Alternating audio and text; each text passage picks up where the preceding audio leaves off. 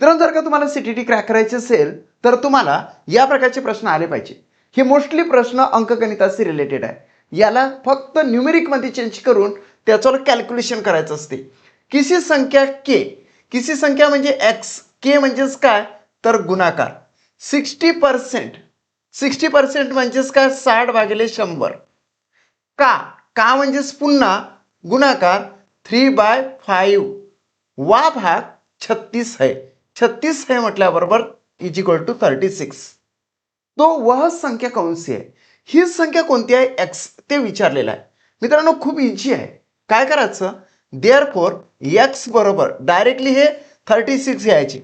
36 घेतल्यानंतर हा इकडे जाणार ना, गुणाकारच होईल. फक्त ते काय होणार आहे, इनवर्स होणार.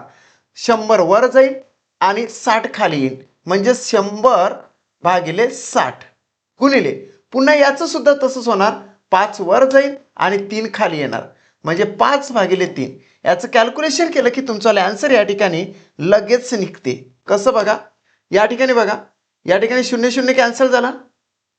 6 1 6, 6 6 36, 3 1 3, 3 2 6.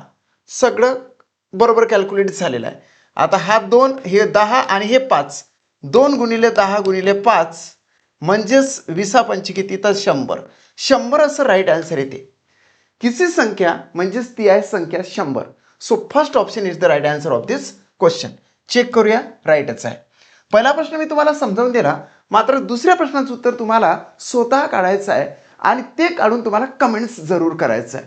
प्रश्न कोणता आहे, किसी संख्या के 50% का 2/5 वा भाग 22 है तो वह संख्या कौन सी है.